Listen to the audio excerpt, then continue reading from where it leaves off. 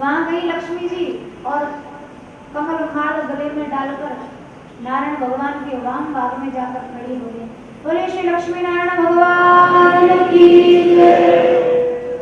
और फिर धन्वंतरी भगवान अमृत लेकर प्रकट हुए हैं। सब दैत्यों ने अमृत को छीन लिया है। देवता भगवान की शरण में गए हैं। भगवान मोहिनी रूप धारण करके वहां पधारे हैं और मोहिनी रूप से सबको मोहित करते हुए दैत्यों से कलश ले लिया अमृत का। देवताओं को अमृत पान कराने लगे। दैत्यों की बुद्धि ऐसी मोह में पड़ गई। दैत्य सोच रहे हैं ये मोहिनी हमारा पक्ष ले रही है। पतला पतला अमृत देवताओं को पिला रही और गाढ़ा गाढ़ा हमें पिलाई, जबकि अमृत में क्या तो पतला और क्या गाढ़ा, अमृत तो अमृत है। और दैत्य मोहित हो गए। बाद में देवों को अमृत पिला के मोहिनी वहां से अंतर्धान हो गई। इस मनवंतर में भगवान ने चार अवतार लिए। हरि अवतार, कूर्मावतार, धन्वंतरी अवतार और मोहिनी अवतार। और उसके पश्चात जब अमृत दैत्यों को नहीं मिला है तो बहुत जोर से खींचे हैं। देवताओं से मुठभेड़ हुई है, देवासुर संग्राम हुआ। देवताओं ने दैत्यों को मार दिया है, पर दैत्यों के गुरु शुक्राचार्य जी मृत संजीवनी विद्या जानते थे। उन्होंने उस विद्या के प्रभाव से जीवित किया दैत्यों को, राजा बलि को। अब राजा बलि ने फिर से युद्ध किया है और ये युद्ध ऐसा हुआ इसमें अमृत पीने वाले देवताओं को भी स्वर्ग छोड़ के भागना पड़ा। तब वहां माता अदिति ने कश्यप जी से प्रार्थना की है। कश्यप जी ने उनको पयोव्रत का उपदेश दिया है और पयोव्रत का उपदेश लेकर 12 दिन तक मैया अदिति ने पयोव्रत किया। दूध पी के 12 दिन ये व्रत किया। 12 दिन में भगवान चतुर्भुज रूप में प्रकट हो गए। आपको क्या चाहिए माता जी? प्रभु और तो क्या चाहिए, मेरे पुत्रों को स्वर्ग से भगा दिया है, तो चिंता न करें, आपके पुत्रों को पुनः स्वर्ग की प्राप्ति हो जाएगी। लेकिन ऐसे प्राप्ति नहीं होगी, हम स्वयं आपके यहाँ बालक के रूप में आए हैं, कहकर प्रभु अंतर्धान हो गए। और उसके बाद माता अदिति के गर्भ में देवताओं का मनोरथ पूर्ण करने के लिए स्वयं श्री ठाकुर जी वामन भगवान के रूप में गर्भ प्रवेश किया है। और विजया द्वादशी के समय अभिजित मुहूर्त में समुचित समय पर देवताओं की मनोरथ सिद्धि के लिए स्वयं भगवान वामन भगवान के रूप में अवतार ग्रहण किए। श्री वामन भगवान की प्रभु ने अवतार लिया है। सब ब्रह्मलोक से ऋषि मुनि गण पधारे हैं। सबने वेद मंत्रों से भगवान का स्तुति स्तवन किया है। चारों ओर से जय घोष होने लगा, अनेकों मांगलिक ध्वनियां होने लगी और सब ऋषिगण प्रभु का स्तवन करने लगे। जयति जयति देव, जयति जयति देव, नाम जयति जयति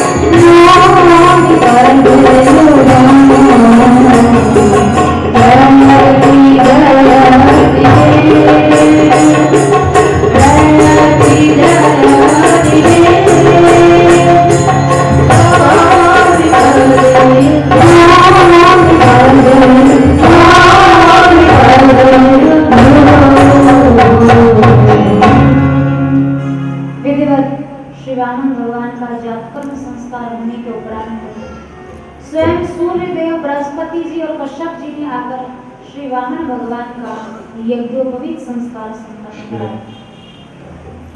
बोले श्री वामन भगवान की भगवान से मानसिक प्रणाम करेंगे।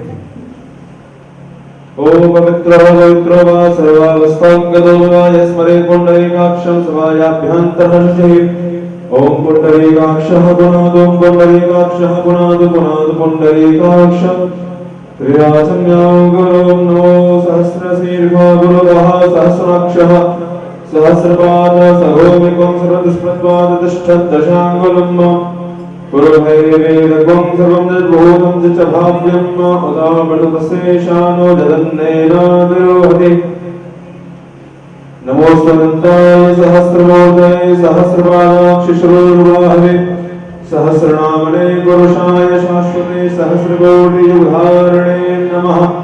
श्रीवामनाय नमः। पाद्योपाद्यमर्घम् आचमनीयं जलं समर्पयामि वस्त्रं समर्पयामि। श्रेष्ठते लक्ष्मीशब्दावहोरात्रे पार्श्वे रतिप्राणिरूपदर्शनं व्याप्तं मा शून्यघाणं मयि घाण सर्वलोकं मयि घाण वस्त्रान्ते यज्ञोपवीतं चन्दनं विलेपयामि। श्रीकण्ठं चन्दनं दिव्यं गन्धाढ्यं सोनोहरं विलेपनं सर्वश्रेष्ठचन्दनं प्रतिगृह्यताम्।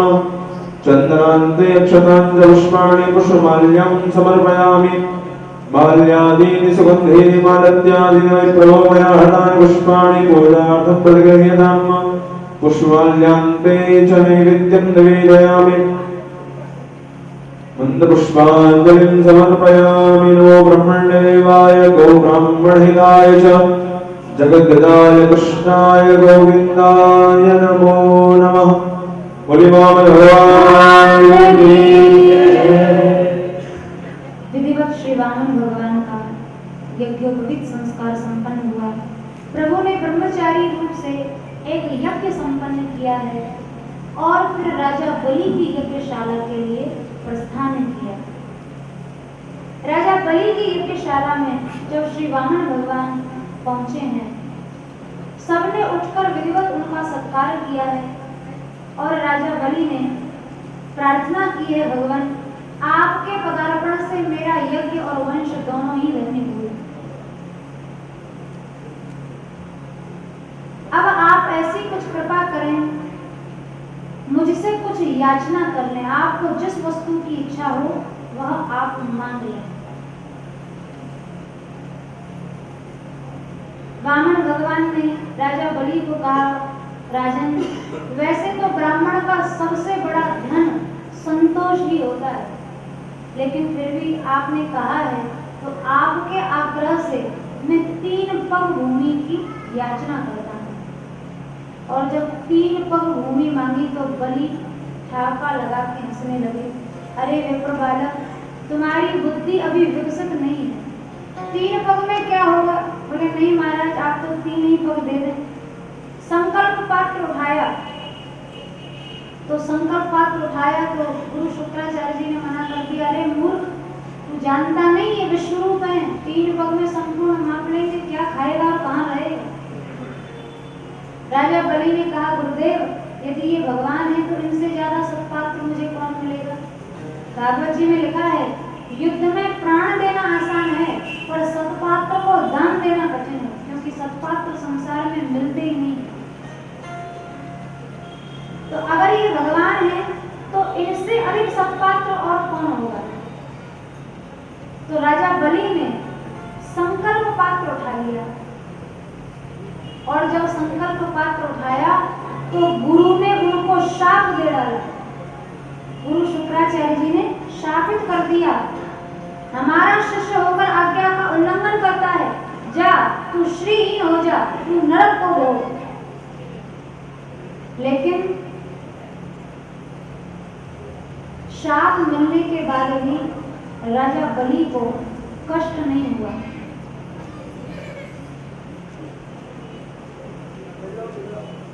राजा बलि को शाप मिलने के बाद भी कष्ट नहीं हुआ, क्योंकि भागवत जी में लिखा है, पुंसाम श्लाघ्यतमं मन्ये दंडम अर्हत्तमार्पितम यम न माता पिता भ्राता सूर्यदश्चार दशंति। ध्यान दीजिए आप सभी लोग, गुरुजनों का जो दंड होता है वो जीव का कल्याण करता है, क्योंकि यह दंड माता पिता नहीं दे सकते। अगर जगह हो तो थोड़ा थोड़ा खिसक जाइए और नहीं तो गिराते रहिए। और सरक जाओ थोड़े थोड़े।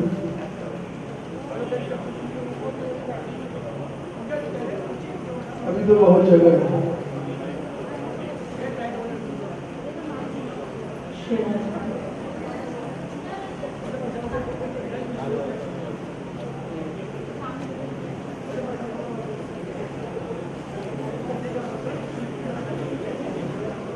शांति पूर्वक, आवाज नहीं करें। यम न माता पिता भ्राता सूर्यदश्चा दशंति। जो दंड माता पिता नहीं दे सकते मोह में पड़े होने के कारण, वो दंड गुरुजन शिष्य के कल्याण के लिए देते हैं। एक बड़ा महत्वपूर्ण प्रकरण है। श्री अद्वैताचार्य जी महाराज श्रीमद् चैतन्य महाप्रभु जी से अवस्था में बहुत बड़े थे, आयु में बहुत बड़े थे, लेकिन उनके मन में सदा इच्छा बनी रहती थी कि महाप्रभु जी कभी मेरे ऊपर शासन करें। गुरुजनों का दंड भाग्य से मिलता है, तो अद्वैताचार्य जी की इच्छा थी कि चैतन्य महाप्रभु जी मुझको कभी दंड दें, पर वो दंड के योग्य तो कोई काम करते नहीं थे। तो एक बार दंडित होने के लिए अद्वैताचार्य जी महाराज ने क्या किया, योग वासिष्ठ ग्रंथ की व्याख्या करते करते भक्ति को, मोक्ष को भक्ति से श्रेष्ठ कह दिया कि मुक्ति तो भक्ति से भी श्रेष्ठ है, उल्टा अर्थ कर दिया। तो श्रीमद् महाप्रभु जी थोड़े से खींच गए। अरे अद्वैताचार्य जी, दिन रात हरिनाम लेते रहते हो, हरि बोल करते रहते हो, तो भी अभी मोक्ष को भक्ति से श्रेष्ठ समझे बैठे हो। चरितामृत में एक प्रसंग है, वहां लिखा है, मोक्ष तो भक्त को ऐसे मिल जाता है जैसे रास्ते में पड़ी हुई वस्तु। जैसे आप कहीं जा रहे हैं, आपको कोई वस्तु पड़ी मिली, तो आपने उसकी प्राप्ति का प्रयास थोड़ी किया और प्राप्ति की इच्छा भी नहीं थी, सहज में जा रहे थे, पड़ी हुई वस्तु मिल गई। तो भक्ति मार्ग के साधकों को, भक्तों को मोक्ष तो मार्ग में पड़ी हुई वस्तु की तरह मिल जाता है, जिसके लिए ना उनके मन में इच्छा होती है और ना उसका प्रयास होता है, सहज में मिल जाता है। आप भक्ति को, मोक्ष को भक्ति से श्रेष्ठ कह रहे हैं, आपकी बुद्धि कहाँ चली गई? तो महाप्रभु जी ने वहां डांटा अद्वैताचार्य जी, जो कि अद्वैताचार्य जी आयु में बहुत बड़े थे उनसे। तो अद्वैताचार्य जी ने महाप्रभु जी को कहा, भगवान बस मुझे इसी क्षण की प्रतीक्षा थी कि आप मुझ पर कभी शासन करो, कभी मुझ पर दंड दो, तो मेरा मन प्रसन्न हो जाए। तो जो जन महापुरुषों के दंड में अपना कल्याण समझते हैं, वो दंड निश्चित रूप से उनका कल्याण करता है। और भक्तमाल जी में तो ऐसा एक चरित्र मिलता है जहां दंड को भी उत्सव के रूप में मनाया गया।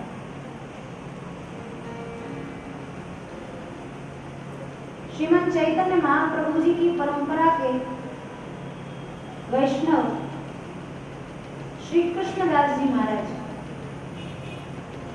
ये सेवा कुंज में, वृंदावन में सेवा कुंज है, राधा वल्लभ जी का प्रसिद्ध स्थान। वहां प्रतिदिन सेवा कुंज की गुहारी लगाया करते थे और गुहारी लगाते लगाते सदा रोते रहते थे कि कोई तो दिन हो श्री जी मेरे ऊपर कृपा करें, राधा रानी की कृपा मुझे प्राप्त हो जाए। तो ब्रजवासियों ने इनका नाम दुखी कृष्णदास रख दिया, सब इनको दुखी कृष्णदास कहते थे। तो सदा ही रोते रहते, सदा ही दुख में रहते। एक दिन श्री राधा रानी कृपा करने के लिए पधारी सेवा कुंज में, और जब पधारी तो जानबूझ के अपने चरणों का एक नूपुर श्री जी ने वहीं गिरा दिया सेवा कुंज में। अब दुखी कृष्णदास जी को गुहारी लगाते लगाते वह नूपुर प्राप्त हो गया। अब उस नूपुर की जगमगाहट को देखकर वे समझ गए कि यह नूपुर साधारण नहीं। दुखी कृष्णदास जी ने उस नूपुर को लिया और अपनी पगड़ी में बांध लिया। इधर श्री ललिता जी जब राधा रानी के आभूषण संभालने लगी तो बोली, प्रियाजू आज तो आप एक आभूषण कहीं गिरा आए हैं, नूपुर नहीं है आप आज आपका। श्री जी बोली, मैंने कहाँ गिराया होगा, मैं तो केवल सेवा कुंज ही गई थी, तो लगता है सेवा कुंज में आपका नूपुर गिर गया। तो वहाँ तो दुखी कृष्णदास को ही वह नूपुर मिलेगा, क्योंकि वहाँ उसके अलावा और कोई नहीं आता है। तो ललिता जी एक बुढ़िया का रूप बना के गई सेवा कुंज में और दुखी कृष्णदास जी से बोली, कृष्णदास जी सुबह सुबह हमारी बहू यहाँ घूमने फिरने आई थी, भ्रमण करने आई थी, उसका नूपुर गिर गया है, आपको यदि मिला हो तो दे दो। अब कृष्णदास जी समझ गए ये नूपुर सामान्य नहीं है। कृष्णदास जी ने कहा, देख मैया, तेरे जैसी और 36 मैया यहाँ आएंगी और उन से कहेंगी कि हमारी बहू का नूपुर है, हमारी बहू का है, तो मुझे कैसे भरोसा होगी वो तेरी बहू का नूपुर है। एक बात है, अगर तू अपनी बहू को यहाँ ले आए और उसके चरणों में मैं वैसा ही दूसरा नूपुर देख लूं तो मैं अपने आप नूपुर को तेरी बहू के चरणों में बांध लूंगा, और अगर वैसा नूपुर मुझे नहीं मिला तो मैं ये नूपुर नहीं दूंगा। बहुत चतुर भक्त होते हैं। तो ललिता जी ने कहा, अरे बाबा मेरी बहू ऐसे सबके सामने नहीं आती जाती। अरे तो भले ही ना आए, मुंह ना दिखाए, चरण तो दिखा दे। नूपुर तो चरण में बंधने वाली वस्तु है, जब तक चरण में मैं वह नूपुर नहीं देखूंगा वैसा नूपुर तब तक नूपुर नहीं दूंगा। तो ललिता जी ने जाके प्रार्थना की श्री जी से, स्वामी जी वह तो बहुत चालाक भक्त है, लगता है आपका दर्शन चाहता है, नूपुर नहीं दे रहा है, अब तो आपको चलना ही पड़ेगा। और श्री जी को कृपा करनी ही थी। तो राधा रानी ललिता जी से बोली, ललिता अब वेश बदल के नहीं जाएंगे, साक्षात रूप से चलते हैं कृष्णदास जी के पास। तो ललिता जी के साथ स्वयं श्री राधा रानी साक्षात रूप से पधारी और जैसे दुखी कृष्णदास जी ने उनका दर्शन किया, एकदम चरणों में लोटपोट हो गए। और जैसे ही श्री जी के चरणों का दर्शन किया और वैसा ही नूपुर देखा, तो उस नूपुर को जब चरणों में बांधने लगे तो श्री जी ने उस नूपुर को उनके हाथ से ले लिया और कृष्णदास जी के मस्तक पर तिलक के बीच में लगा लिया। और कृष्णदास जी महाप्रभु जी की परंपरा के थे, तो गौड़ीय तिलक के बीच में उन्होंने अपने नूपुर को स्थापित कर दिया। अब जब स्थापित किया श्री जी तो वहां से उनका ध्यान हो गया। अब दुखी कृष्णदास जी लगे विरह में रोने, अपने गुरु के पास गए। श्री हृदयानंद जी महाराज उनके गुरु थे, उनके पास गए और वहां जाकर गुरु जी ने जैसे ही देखा बोले, अरे मैं दुखी, हमारे ये तिलक के बीच में तुमने ये बिंदी कैसे स्थापित कर ली, ये हमारी परंपरा का तिलक नहीं है, दो इसको अभी। तो उन्होंने प्रार्थना की, गुरुदेव ये मेरा लगाया तिलक नहीं है, ये तो स्वयं श्री राधा रानी ने अपने चरण का नूपुर स्थापित किया है। अब गुरु जी का कहाँ भरोसा, बोले तू झूठ बोल रहा है, ऐसे कैसे श्री जी अपना नूपुर स्थापित कर देंगे, हमारे सामने दो। अब उसको लगे रगड़ने तो रक्त निकल आया, लेकिन वो चिन्ह नहीं मिला। जब ज्यादा मस्तक को रगड़ा तो रक्त निकलने लगा। अब तो वृंदावन के सब संतों ने मिलकर पंचायत की, हृदयानंद जी ने बहुत बड़ा अपराध किया है, इनको दंड दिया जाए। हृदयानंद जी ने कहा, भाई मैंने कुछ गलत किया है, इसका क्या प्रमाण है? बोले आपने श्री जी के चिन्ह को दिलवाने का प्रयास किया। बोले इसका क्या प्रमाण है कि ये श्री जी का नूपुर है? तो सब संतों ने कहा, कृष्णदास जी आपके पास कोई गवाही है? कृष्णदास जी बोले, मेरे पास तो श्री जी के अलावा और किसी की गवाही नहीं है। इस बात की गवाही स्वयं श्री राधा रानी आकर दें तो दें। तब राधा रानी ने सुबल सखा को, सुबल श्री जी के भाई हैं, दो भैया हैं राधा रानी के, एक श्री रामा और एक सुबल। तो सुबल सखा को राधा रानी ने भेजा, आप जाइए और गवाही देके आइए कि कृष्णदास जी के मस्तक पर जो चिन्ह है वो मेरे ही नूपुर का चिन्ह है। तब संतों की पंचायत में पेड़ की ओट से सुबल सखा ने जाकर कहा, हे संतजनों, यह चिन्ह कोई बनावटी नहीं है, ये तो स्वयं श्री राधा रानी ने अपने नूपुर को इसके रूप में स्थापित किया है। अब तो सब संत समुदाय मान गया कि श्यामा हृदयानंद जी महाराज ने बहुत बड़ा अपराध किया है। बाद में दुखी कृष्णदास जी का नाम श्यामानंद पड़ गया। तो सब संत बोले हृदयानंद जी को कोई दंड देना चाहिए, क्या दंड दें? तो बोले इनको ये दंड है कि 12 दिन तक इनको खूब ठाकुर जी को 56 भोग लगाना पड़ेगा, खूब संतों का भंडारा करना पड़ेगा और अखंड हरिनाम संकीर्तन करना पड़ेगा, यही इनका दंड है। तो जब तक हृदयानंद जी विराजे तब तक उस दंड का पालन वे करते रहे, और जब वे पधार गए तो उनके शिष्य श्यामानंद जी ने कहा कि ऐसा तो दंड भी उत्सव है। तो बात ऐसी वैसी नहीं है, 550 वर्ष बीत गए, आज भी वृंदावन में इस परंपरा के मंदिर में दंडोत्सव मनाया जाता है। आज भी 12 दिन तक खूब ठाकुर जी को 56 भोग लगता है, खूब हरिनाम संकीर्तन होता है और खूब संपूर्ण ब्रजमंडल के भक्तों का भंडारा होता है, खूब भक्त चाहे जब आ जाए पाल। तो ऐसी जो संस्कृति है जहाँ दंड भी उत्सव के रूप में मनाया जाता है। अरे दंड तो छोड़िए, चरितामृत में एक प्रसंग मिलता है, संभवतः हरिदास ठाकुर जब पधारे तो महाप्रभु जी ने इनके शरीर को हाथ में लेकर अलाप चक्र से नृत्य किया, तो उसको कान्हा उत्सव कहा गया। संत भक्त पधार जाए तो रोना गाना नहीं, उसको उत्सव के रूप में मनाया गया, तो कान्हा उत्सव के रूप में मनाया गया उस उत्सव को। तो ऐसी जो संस्कृति है जिसका सब कुछ एक उत्सव ही है, महापुरुष के दंड का कभी प्रतिकार नहीं करना चाहिए। ये दंड कल्याण के निमित्त से होता है, सबको दंड नहीं मिलता, संतों का, महापुरुषों का, गुरुजनों का। और भागवत जी भी कह रही हैं, पुंसाम श्लाघ्यतमन्य दंडम अर्हत्यम अर्पितम्। गुरुजनों का दंड तो बहुत प्रशंसनीय होता है, उससे घबराना नहीं चाहिए। तो राजा बलि भी नहीं घबराए, गुरुजी आपका दंड मुझे स्वीकार है, पर मैं तो मानव भगवान को तीर पर भूमि दूंगा ही दूंगा। अब जैसे ही संकल्प किया, भगवान ने विश्व रूप अपना दिखा दिया, 2 पग में सब कुछ नाप के बैठ गए, और जब नाप के बैठे तो भगवान ने राजा बलि को वरुण पाश में बांध दिया। तुमने तो 3 पग का संकल्प किया था, हमने तो 2 ही पग में नाप लिया।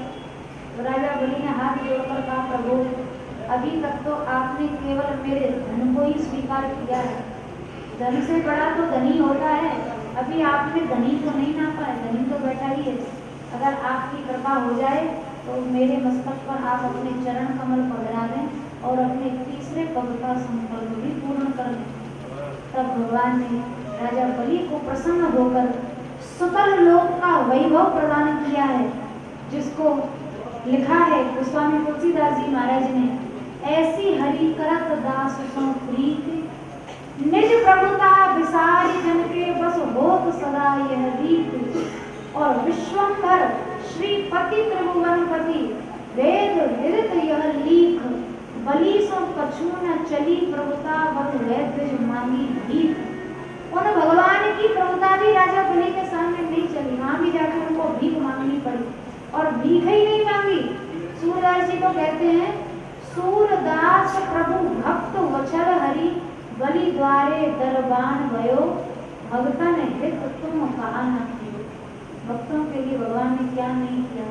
राजा बलि को कहे तुम सुतल लोक चले जाओ, मैं तुम्हारा दरबान बनकर वहां खड़ा रहूंगा। इससे राजा को क्या लाभ मिला?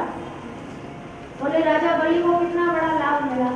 भगवान कह रहे हैं क्योंकि तुम दैत्य कुल में पैदा हुए हो तो तुम्हारे अंदर कभी कभी आसुरी स्वभाव पैदा होगा ही होगा, लेकिन जब मैं सदा तुम्हारा द्वारपाल बनकर खड़ा रहूंगा तो मेरे दर्शन से तुम्हारा आसुरी स्वभाव भी चला जाएगा।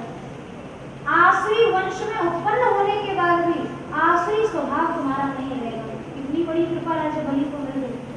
प्रहलाद जी को भी सुतल लोक में भेज दिया और श्री ठाकुर जी राजा बलि के यहाँ द्वारका बनकर सुतल लोक में खड़े रहे। इसके बाद भगवान ने माता अदिति के मनोरथ को पूर्ण किया, इंद्र को स्वर्ग भेज दिया, स्वयं उपेंद्र बन गए, राजा बलि को सुतल लोक का वैभव दे दिया और खुद द्वारपाल बन गए।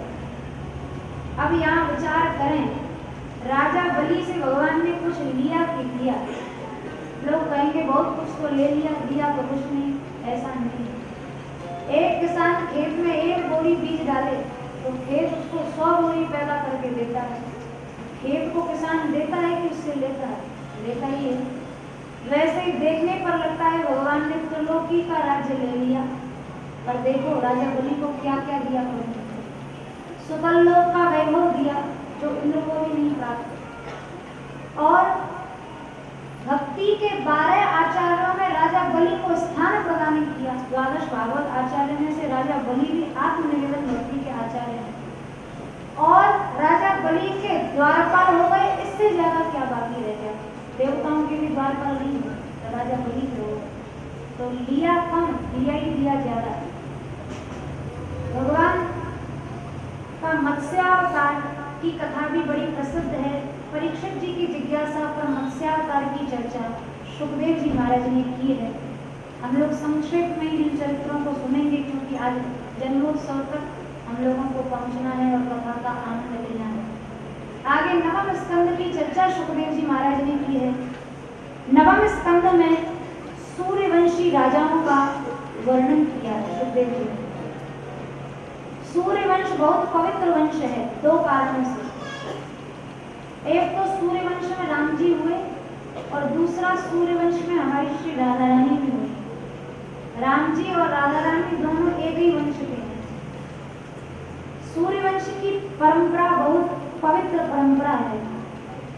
इस परंपरा का वर्णन कर रहे हैं सुखदेव जी। भगवान नारायण के नाभि कमल से ब्रह्मा जी से मरीचि से कश्यप हुए, कश्यप से विवस्वान से वैवस्वत मनु का जन्म हुआ।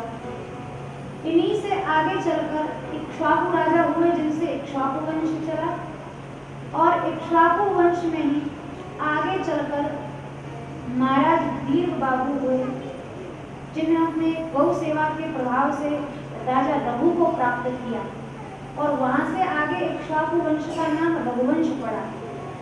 फिर दीर्घबाहु राजा के पुत्र हुए रघु जी, जिनसे रघुवंश नाम पड़ा, और इनके सबसे छोटे जो भाई थे उनका नाम था धर्म। धर्म राजा ने कहा अपने पिता से, महाराज दीर्घबाहु से, पिताजी मुझे कुछ नहीं चाहिए, मुझे केवल गौ सेवा चाहिए। तो राजा धर्म ने गौ सेवा ली। अब देखो यहाँ से दोनों का वंश अलग हो जाता है। उधर राजा रघु से तो रघुवंश चल पड़ा, और राजा धर्म से आगे इस वंश में राधा रानी हुई। धर्म की परंपरा में आगे चलकर राजा अभयकर्ण हुए। अभयकर्ण जी ने बहुत सुना था कि ब्रज बहुत सुंदर प्रदेश है, तो एक बार महाराज शत्रुघ्न जी के साथ अभयकर्ण जी ब्रज घूमने आए। अब ब्रज वास्तव में इतना सुंदर प्रदेश था। आज तो ब्रज की बहुत विकृत स्थिति हो गई, लेकिन उस समय में तो ब्रज बहुत ही सुंदर प्रदेश था। तो ब्रज जब पहुंचे तो अभयकर्ण जी का मन अयोध्या लौटने का नहीं हुआ, वो ब्रज में ही रह गए। और अभयकर्ण जी के ही वंश परंपरा में आगे चलकर महाराज रशंग हुए, और रशंग ने ही बरसाना बसाया है। महाराज रशंग ने बरसाना बसाया, और रशंग जी के ही वंश में वृषभानु जी हुए हैं, और वृषभानु जी के यहाँ श्री राधा रानी का प्रादुर्भाव हुआ है। श्री राधा रानी। तो यहाँ से ऐसे वंश परंपरा अलग अलग हो जाती है। मूल में श्री जी का और राम जी का दोनों का वंश एक ही है। तो वैवस्वत मनु के जो पुत्र हुए हैं 10 पुत्र, उनमें सबसे बड़े पुत्र महाराज इक्ष्वाकु हैं। इक्ष्वाकु के छोटे भाई प्रशद्र हैं, जो बहुत गौ भक्त हैं। एक भाई उनके शर्याती हैं, जो बड़े विद्वान हैं, और एक भाई है राजा नभग, जिनसे हुए महाराज नाभाग, और नाभाग से हुए महाराज अम्बरीश। अम्बरीश जी का चरित्र बहुत पवित्र चरित्र है। भागवत जी में 2-3 चरित्र ऐसे हैं जिनके लिए सुखदेव जी ने महाभाग शब्द का प्रयोग किया है। एक तो अम्बरीश जी को महाभाग कहा है, एक युधिष्ठिर जी महाराज को महाभाग कहा है भागवत जी ने, और एक ब्रज की गोपियों को महाभागा कहा। ज्यादा अनेक बार महाभाग शब्द का प्रयोग नहीं हुआ भागवत जी। कुछ ही चरित्र ऐसे विशेष हैं जिनको सुखदेव जी ने विशेष सम्मान दिया। अम्बरीश जी की भक्ति सूर्यवंशी राजा हैं महाराज अम्बरीश, राम जी के पूर्वज। ऐसे भक्त हैं, इनके विषय में लिखा है, सुखदेव जी वर्णन कर रहे हैं। सवई मना कृष्ण पदार वंदयो वचांसी वैकुंठ गुणानुवर्णने। मन सदा कृष्ण चरणों में रहता था, वाणी से सदा श्री कृष्ण चर्चा किया करते थे। दो प्रकार की भक्ति होती है, एक प्रियात्मिका, एक भावात्मिका। मनोयोग भगवान में होना भावात्मिका भक्ति है, और शरीर से हर कार्य ठाकुर जी के निमित्त होना प्रियात्मिका भक्ति है। अम्बरीश जी दोनों ही भक्ति के धनी थे। मन तो कृष्ण चरणों में था ही, लेकिन सप्त द्वीपवती पृथ्वी के राजा होकर भी अपने हाथ से ठाकुर जी की सारी सेवा किया करते। सारे चौका, पार्षद, आटा, भोजन, शयन, उत्थापन, सब काम अम्बरीश जी अपने हाथ से करते थे। एक समय अब राजा हैं भक्तमाल जी में, तो अम्बरीश जी की पत्नी का चरित्र भी अलग से गाया है नागाजी में। उनके भी चरित्र को बहुत सम्मान दिया। इनकी पत्नी का नाम था सुबुद्धनी। अब राजाओं के तो सैकड़ों सैकड़ों हजारों हजारों रानियां होती हैं। सुबुद्धनी जी जो थी, ये सबसे छोटी रानी थी। ये राजा राम मोहन राय की बेटी थी। जिस समय ये कुंवारी थी तो पिता ने कहा, तुम बेटी विवाह करो, तुम राजकुमारी को विवाह करना पड़ेगा। उन्होंने मना कर दिया, मैं विवाह नहीं करूंगी, और अगर विवाह करूंगी तो महाराज अम्बरीश से करूंगी, नहीं तो किसी से नहीं करूंगी। तो ब्राह्मण देवता संबंध लेके गए राजा राम मोहन की ओर से। अम्बरीश जी ने कहा, अरे ब्राह्मण देवता, राजकुमारी को कह दो, उनको विवाह का कोई सुख हमसे नहीं मिलेगा, क्योंकि हमारी और भी रानियां हैं, आज तक हमने किसी का मुंह भी नहीं देखा, भगवत कार्य सेवा में बहुत व्यस्त रहते हैं। अगर रानी को राजकुमारी को स्वीकार हो तो अभी विवाह कर ले। अब ब्राह्मण देवता ने जाकर जब कहा कि महाराज अम्बरीश से आपको वैवाहिक सुख नहीं मिलेगा, तो राजकुमारी सुबुद्धनी बोली, बस मुझे भी तो ऐसा ही पति चाहिए जिससे ना मुझसे मतलब हो ना मुझे उससे मतलब हो। तो ठीक है, अम्बरीश जी के पास खबर पहुंची कि राजकुमारी तैयार है, आप भले ही उन्हें कभी देखें ना बोलें बात करें, कोई उन्हें प्रयोजन नहीं। तो महाराज अम्बरीश जी बोले, जब ऐसी बात है तो हम इतनी देर काय को समय बर्बाद करें, बारात लेके जाने विवाह करें, इतनी देर हमारे भगवत सेवा छूटेगी। ऐसा है, हमारी तलवार ले जाओ, इस तलवार से ही भामर डालो, हमें जाने की जरूरत ही क्या है। लेकिन वो भी रानी ऐसी पक्की कि राजा की कटार के साथ भामर पड़ गई और महल में आ गई। सैकड़ों रानियों के अलग अलग महल, रानी को भी एक नया महल दे दिया, रहो यहाँ तुम। पर सुबुद्धनी जी ऐसी वैष्णवी थी, इनको पता था कि महाराज अम्बरीश ठाकुर जी की सेवा कार्य में व्यस्त रहते।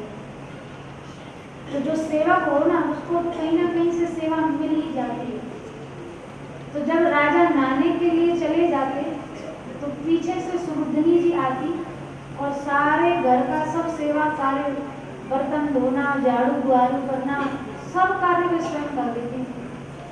राजा लौटे तो देखे सारा सेवा कार्य हुआ मिला। तो राजा ने सैनिकों से पूछा, हमारे महल में कोई आया था क्या?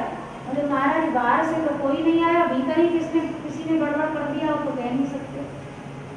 अब भीतर तो कोई रानी ही आ सकती है अन्य महल से, वहाँ तो पड़ा पहला। तो एक दिन, 2 दिन, 3 दिन रोज रोज सेवा की चोरी होने लगी। तो अम्बरीश जी महाराज सोचने लगे, इस चोर को पकड़ना चाहिए, कौन चोर है। एक दिन स्नान का नाटक करके चले तो गए, पर जल्दी ही लौट आए, छुप के बैठ गए। अब सुबुद्धनी जी पीछे से आई। राजा ने जब देखा ये तो कोई अपरिचित दिखाई पड़ती है, पहले तो कभी देखा नहीं था, राजा ने विवाह भी पटाने से हो गया था। अब जब सब सेवा कार्य सुबुद्धनी जी ने कर लिया तो राजा ने कहा, हे देवी आप कौन हो? सुबुद्धनी जी ने कहा, महाराज मैं आपकी सबसे छोटी रानी हूँ, जिसका विवाह कटार के साथ हुआ। अरे तो तुम्हें सेवा की इतनी ललक है तो अपने घर में भगवान की सेवा करवा लो, अपनी सेवा करो, अलग हमारी सेवा की क्यों चोरी करती हो? ठीक है महाराज, जैसी आपकी आज्ञा। उसके बाद रानी सुबुद्धनी ने भी घर में भगवत सेवा, भगवत विग्रह विराजमान किया, और अब तो ऐसी अष्टयाम भाव से सेवा करने लगी, खूब तो नाच नाच के गा गा के ठाकुर जी को ले जाती। एक दिन नारद जी आए, पहले तो अम्बरीश जी के महल में आते, इस बार सीधे सुबुद्धनी जी के महल में गए। राजा ने कहा महाराज कहाँ गए थे? नारद जी बोले महाराज आपको सेवा वेवा कुछ नहीं आती, सेवा तो अपनी छोटी रानी से सीखो कैसे सेवा होती है। आप तो नाचते नहीं गाते नहीं, और भगवान को तो नृत्य गान बहुत प्रिय है, रानी कैसे रह जाती है रानी ठाकुर जी को नाच नाच के। तो राजा आधी रात के समय देखने गए रानी की उपासना। जो रानी चोरी से राजा के महल में आती, आज राजा चोरी से रानी के महल में पहुंचे। अब मध्य रात्रि में देखा ठाकुर जी के विग्रह के सामने और रानी को वीणा लेके बैठी है। थोड़ी देर गाया और फिर चरणों में नूपुर बांध के लगी नाचने। एक पद है व्यास जी महाराज का, नाचत गावत हरि सुख पावत, नाचत गावत हरि सुख पावत। नृत्य और गान ये समझने की बात है, ये कोई तमाशा नहीं है। कई बार लोग इसे नौटंकी समझ लेते हैं, उपेक्षा करते हैं। नृत्य गान एक उपासना है, बहुत बड़ी उपासना है जो भगवान को रिझा देती है।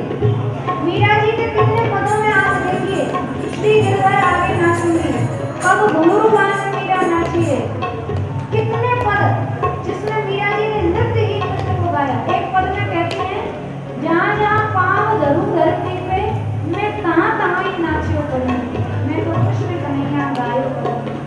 मीरा जी कह रही मैं चलती नहीं हूँ, मेरा तो चलना भी नाचना ही है, नाचते नाचते चलती। नाचना कोई खेल नहीं है। नृत्य एक बहुत बड़ी उपासना है, बहुत बड़ी उपासना।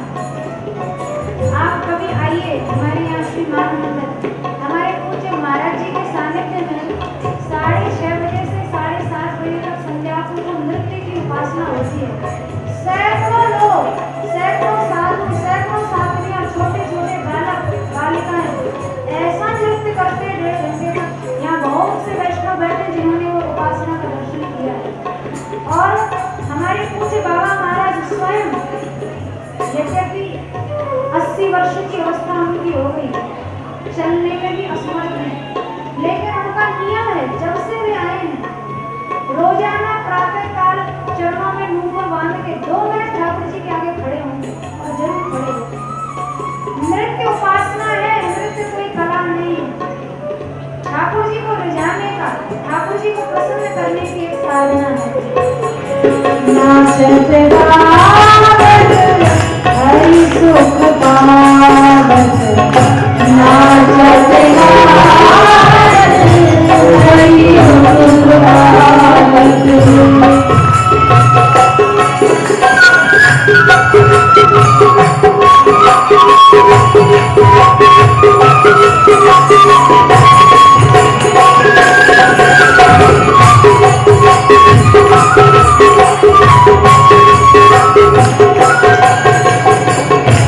नाच गाय लीजे दिन दो कुनी, नाच गाय लीजे 2 दिन कुनी। व्यास जी की वाणी है, महापुरुषों का पद है, किसी कवि की रचना नहीं है। व्यास जी ने कहा है, नैन न मूले ध्यान को, अंग न कीने न्यास, नाच गाय रासही में कर वृंदावन वास। ना योग की जरूरत, ना समाधि की जरूरत, नाच गा के नित्य लीला में हमें तो प्रवेश मिल गया। व्यास जी की वाणी है, नाच गाय लीजे 2 दिन मुनि, कठिन काल फिर आवत। भैया 2 दिन का जीवन है, संसार के लिए तो बहुत नाचे और अब भी नाच रहे हैं। ठाकुर जी के लिए नाच लो जितना नाच सको, बाकी तो फिर पुनि काल आवत, फिर तो मरना ही है। बहुत सुंदर भाव है। नाच गाय लीजे 2 दिन कुनी, नाच गाय लीजे 2 दिन कुनी, कठिन काल फिर आवत, कठिन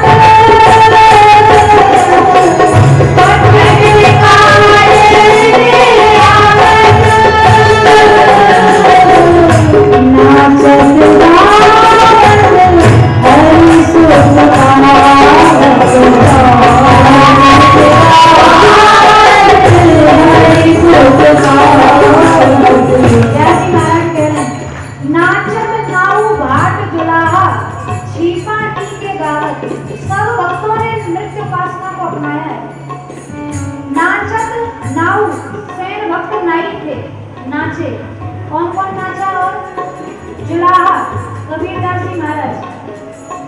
छिपा नामदेव जी छिपी थे और छिपा नी के गा के लोगों ने नाचा और कौन नाचे पीपा और रैदास विप्र जय देव सुभले जागत पीपा जी नाचे भक्त रैदास जी नाचे भक्त जयदेव जी नाचे और भैया ये तो भक्त थे बड़े बड़े जीवन मुक्त भी नाचते हैं शुभ संपाद शुभ नारद और सनक सनंदन शुभ नारद और सनक सनंदन नारद सुनि सुख गावत नारद सुनि सुख गावत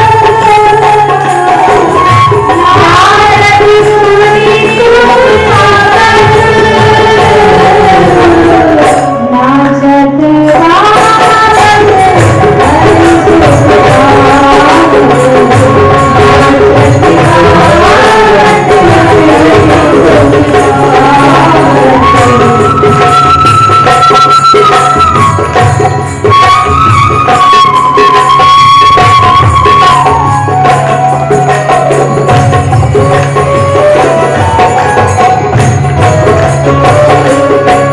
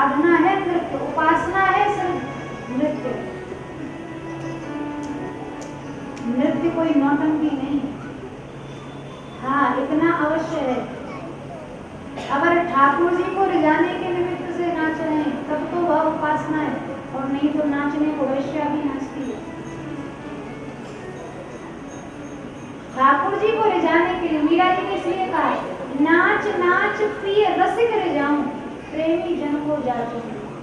मैं ठाकुर जी को ले जाने के लिए नाच रही हूँ, दुनिया को ले जाने के लिए थोड़ी, दुनिया को ले जाने के लिए तो संसार ही नाच रहा है। और भैया हमारी ब्रज की उपासना इतनी रसमयी उपासना है जहाँ नृत्य ही प्रधान है। नाच गा के गोपाल जी को वश में कर लिया, गोपाल जी को भी नचा लिया। एक शास्त्र का श्लोक हमारे पूज्य महाराज जी प्राय अपने सत्संग में कहते हैं, जब जब नृत्य महिमा का वर्णन करते पदव्याम भूमे दृशोद्रव्याम दौर्व्याम चामंगलम दिवः बहुधोत्साल्यते राजन कृष्ण भक्तस्य नृत्यतः। जब भक्त नाचता है तो समझिए उसके पैर के ठुमके से पृथ्वी पर जितने पाप हो रहे हैं वो सब नष्ट हो जाते हैं। और पदभ्याम मुंह में चरणों के ठुमके से भूमि के पाप नष्ट हो। दृश्योद्रभ्याम, अगर नाचते नाचते भक्त ने ऊपर देख लिया तो दिशाओं में जितने भी पक्षियों के द्वारा पाप हो रहे हैं वो पाप नष्ट हो जाते हैं। और दोर्भ्याम च मंगलम देवा, अगर हा कृष्ण हा नाथ कहते हुए ऊपर हाथ कर लिए भक्त ने नाचते नाचते तो स्वर्ग के सब पाप, ऊपर के जितने लोगों के पाप हैं वो भक्त के एक ठुमके से नष्ट हो जाते हैं। बहुलोक सारयते राजन कृष्ण भक्त से नृत्य का, भक्त के नृत्य की ऐसी महिमा है। और चैतन्य महाप्रभु जी कहा करते थे, यो ही नृत्य की प्रविष्टात्मा भावै सुभव भक्तितः सा निर्दहति पापानि कल्पांतर शतेष्वपि। श्रीमद् चैतन्य महाप्रभु जी जब नाचते थे तो लिखा है चरितामृत में, अलाग चक्र की तरह नाचते थे। जैसे आग के गोले को घुमाओ तो उसका और छोर नहीं पता चलता, अलाग चक्र की तरह महाप्रभु जी नाचते थे, अलाग चक्र की तरह। और महाप्रभु जी कह रहे हैं, सा निर्दहति पापानि कल्पांतर शतेष्वपि। अगर भक्त ठाकुर जी के सामने नाचने के लिए एक बार खड़ा हो जाए तो एक कल्प के पाप 8.5 अरब वर्षों में उसने जितने पाप किए होंगे वो सब नष्ट हो जाएंगे, केवल एक बार खड़े होने में। ऐसी महिमा है नृत्य की। पर भैया सब नहीं नाच सकते, देहाभ्यासी तो बिल्कुल नहीं नाच सकते, जो देहाभिमान में डूब रहे हैं। कोई देख लेगा, कोई क्या कहेगा, गली में जाके भी यहाँ तो देख रहे हैं, वहाँ बदनामी करेंगे, वहाँ ऐसा करेंगे। देहाभ्यासी नहीं नाच सकता है, नाचेगा वही जो मीरा जी ने कहा, मान अपमान दो धर पटके मैं निकसी हूँ ज्ञान गई, लाज शर्म कुल की मर्यादा मैंने सिर से दूर करी, मगन वे मीरा चली, तेरा कोई नहीं रोका हार, मगन वे मीरा चली। नृत्य ऐसी उपासना है, इसलिए महारानी समुद्रनी की उपासना अम्बरीश जी से भी आगे बढ़ गई। महाराज नाचते नहीं थे, महारानी नाचती थी। तो एक दिन महाराज अम्बरीश रात्रि के समय रानी का नृत्य देखने गए। नृत्य जब समाप्त हो गया तो रानी के चरणों में प्रणाम करके बोले, देवी अगर तुम्हारी आज्ञा हो जाए तो तुम्हारी उपासना में हम भी रोजाना आ जाया करें। रानी ने कहा, महाराज ये तो आप ही का महल है, आप जब आए इसमें मेरी अनुमति की आवश्यकता क्या है। तो देखो महारानी सुबुद्धनी की नृत्य उपासना देखने के लिए भक्तमाल जी में लिखा है, महाराज अम्बरीश अपने गोपाल जी की जल्दी जल्दी सेवा कर दिया करते, जल्दी तिलक लगाया, नहवाया, खिलाया पिलाया कि कहीं वो नृत्य न छूट जाए। तो एक दिन गोपाल जी ने कहा, महाराज ठीक से खवाते भी नहीं, दबाते भी नहीं, अच्छा हो कि आप हमें महारानी के घर ही पहुंचा दो, हमें यहाँ नहीं रहना। महारानी के घर ही पहुंचा दो, आपसे तो उपासना बनती नहीं है, और जल्दीबाजी करने लगे। तो वहाँ भक्तमाल जी में भाव दिया है। इस वाक्य का भाव यह था कि ठाकुर जी भी रानी का नृत्य देखना चाहते थे। तो उस दिन से महाराज अम्बरीश जी अपने ठाकुर जी को लेकर भी रानी के घर में जाने लगे, और रानी के प्रभु भी विराजमान, राजा के घर भी विराजमान, और राजा रानी दोनों ही नाचते नाचते संकीर्तन किया करते। नृत्य ऐसी उपासना है, नृत्य को कभी हुल्लड़ मत समझना, नौटंकी मत समझना, ये भगवान को रिझाने का सर्वोत्तम माध्यम है, सबसे सरस माध्यम है नृत्य। ऐसी उपासना महाराज अम्बरीश जी और सुबुद्धनी जी किया करते। ब्रज के प्रति बहुत भाव था महाराज अम्बरीश जी का। धाम में उपासना बढ़ चढ़कर लाभ देती है, बहुत बढ़ चढ़कर लाभ देती है। इसलिए बहुत से पुराणों में चर्चा है, बड़े बड़े राजाओं ने धाम में आकर, ब्रज भूमि में आकर भजन किया, साधना की, बड़े बड़े राजाओं ने। हमारे ब्रज में कामवन धाम है, जिसे आदि वृंदावन धाम जी गोस्वामी जी ने कहा कामवन को। तो कामवन में एक विमल कुंड है, पौराणिक कथा है, राजा विमल ने वहां भजन किया। महाराज अम्बरीश जी ने मधुबन में भजन किया, महाराज ध्रुव जी ने भी मधुबन में आकर भजन किया। ब्रज के ऐसे प्रेमी थे। और एक आध बार नहीं, महाराज अम्बरीश जी का तो बारंबार ब्रज में आने का प्रसंग प्राप्त होता है, क्योंकि धाम की ऐसी महिमा है, धाम में आने से उपासना बहुत जल्दी सिद्ध हो जाती है। इसलिए ब्रज भूमि से स्वयं को जोड़ो आप लोग, धाम में आया करो। धाम में एक रात्रि निवास का बहुत फल होता है, बहुत लाभ प्राप्त होता है। यहाँ बैठकर अनेकानेक वर्षों की साधना और धाम में एक रात का निवास बहुत बड़ा लाभ देता है। हमारे पूज्य बाबा महाराज का एक बहुत सुंदर भाव है।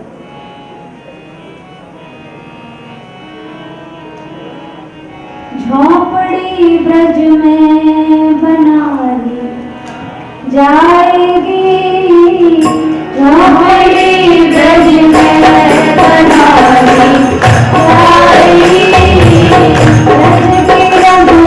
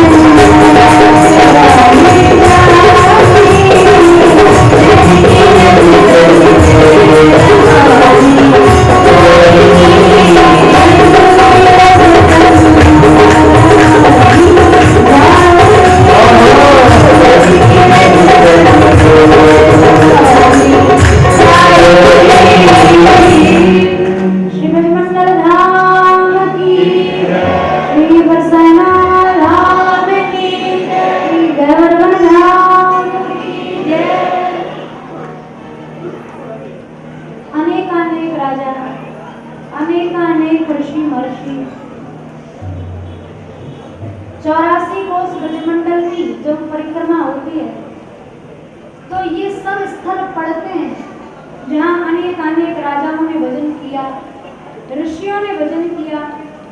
हमारे ब्रज में एक गांव है मानव गांव, जहाँ मार्कंडेय जी ने भजन किया। एक गांव है कामेर, जहाँ सुखदेव जी और व्यास जी ने भजन किया। काम्य वन में राजा विमल ने भजन किया। बड़े बड़े राजा और बड़े बड़े महर्षियों ने आकर इस भूमि को अपनी भजन भूमि बनाया, क्योंकि धाम में उपासना बहुत जल्दी सिद्ध हो जाती है। धाम में आना जाना, धाम वास ठाकुर जी की कृपा से ही प्राप्त होता है। और धाम वास कई प्रकार से होता है, कई प्रकार के ब्रजवासी होते हैं। जो ब्रज में रह रहे हैं वो तो ब्रजवासी हैं नहीं, जिन्होंने ब्रज में जन्म लिया है वो तो ब्रजवासी हैं नहीं, जिन्होंने जन्म तो नहीं लिया पर ब्रज में रह रहे हैं वो भी ब्रजवासी हैं। और यह उपासना इतनी विस्तृत है कि जिनको श्री जी ठाकुर जी की कृपा से यदा कदा भी ब्रज में आने का अवसर मिलता है वे भी ब्रजवासी हो जाते हैं। ब्रजवासियों का संसर्ग, ब्रजवासियों का संग, ब्रजवासियों का संसर्ग, धाम का संग, धाम का वास कभी निष्फल नहीं जाता, कभी भी नहीं जाता। भाई धाम में तो धामी की कृपा से कोई आ सकता है, ऐसे नहीं जा सकता। कृपा हो जाए तो ऐसे ऐसे वैष्णव भी हैं, कल बता रहे थे बिना टिकट के ही पहुंच गए बरसाने, और न कृपा हो तो बनी बनाई टिकट भी कैंसिल हो जाए। भगवत कृपा से ही धाम में आना जाना होता है, केवल कृपा से। ये धामी की कृपा है। महाराज अम्बरीश जी ने मधुबन में आकर बहुत समय तक भजन किया, बहुत समय तक। एक दिन एक समय एकादशी का व्रत अनुष्ठान करने के लिए पधारे। 3 रात्रि उपवास किया महाराज अम्बरीश जी ने। वैष्णव मात्र को एकादशी व्रत अवश्य करना चाहिए। बहुत विस्तार से कहने सुनने की आवश्यकता नहीं है, लेकिन इतने में समझ लीजिए कि हर वैष्णव एकादशी व्रत अवश्य करना चाहिए, क्योंकि इसको वैष्णव व्रत कहा गया, नित्यवासर। एकादशी व्रत का एक नाम मिलता है शास्त्रों में हरिवासर, कि भगवान का दिन है, ठाकुर जी प्रसन्न होते हैं। इस दिन नाचो गाओ, और एकादशी के दिन रात्रि जागरण की तो विशेष महिमा है। रात में कीर्तन किया जाए, नाम संकीर्तन किया जाए और अन्य नाम ग्रहण किया जाए। वैष्णव मात्र को यह व्रत करना चाहिए। 3 दिन का व्रतोपवास करने के लिए आए अम्बरीश जी महाराज, और एकादशी व्रत की जो परंपरा है वो 3 दिन की है। दशमी की रात्रि को अन्न न खाएं, लेकिन हम लोग रसनेन्द्रिय के ऐसे लोभी हैं, कल एकादशी है तो सोचते हैं आज खूब खा लो, कल तो भूखा रहना ही है, आज खूब खा लो जितना हो सके। तो दशमी की रात में जरूर खाएंगे, खूब खाएंगे। कल भूखा रहेंगे तो पहले से इंतजाम करेंगे। पर यह भी समझ लें, यह व्रत कई प्रकार का है। एक एकादशी व्रत द्वादशी प्रधान होता है और एक एकादशी व्रत दशमी प्रधान होता है। दशमी प्रधान व्रत सकानियों के लिए है और द्वादशी प्रधान व्रत वैष्णवों के लिए है।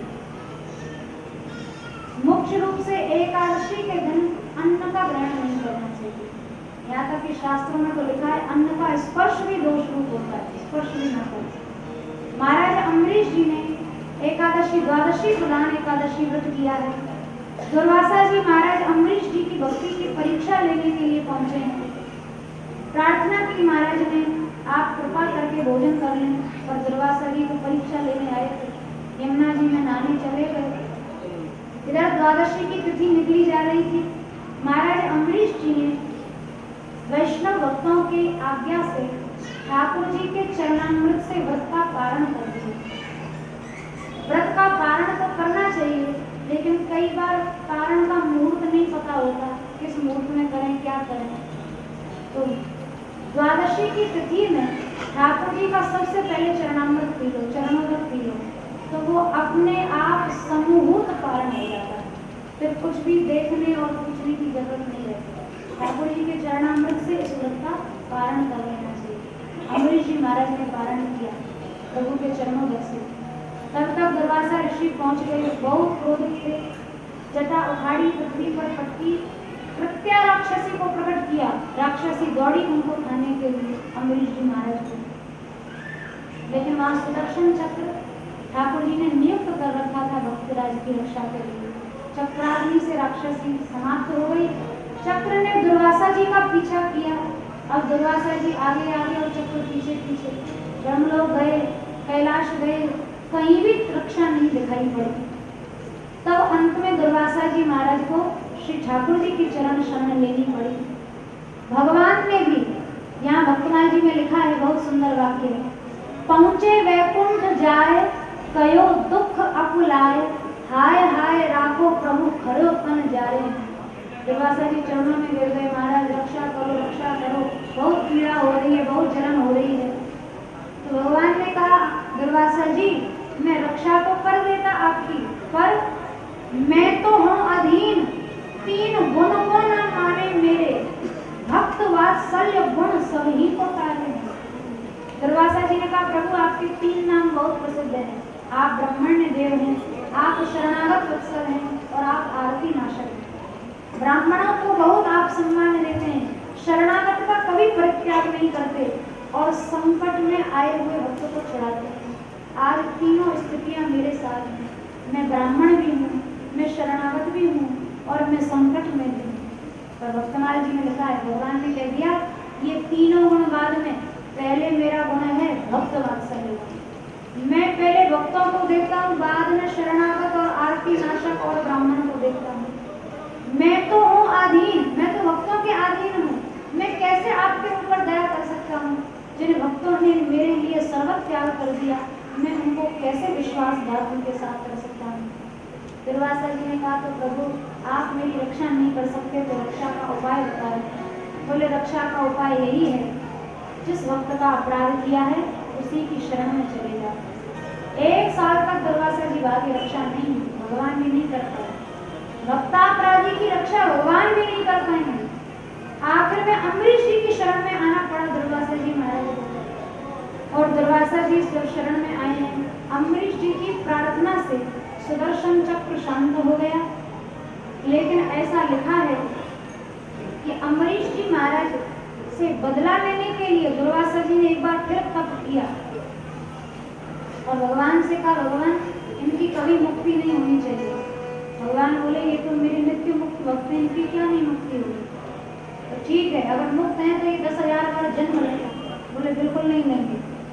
मेरे भक्त के 1000 जन्म, मेरा 1 अवतार बराबर। इनके लिए मैं 10 बार पैदा हो जाऊंगा, फिर मेरे भक्त के 10,000 जन्म नहीं होंगे।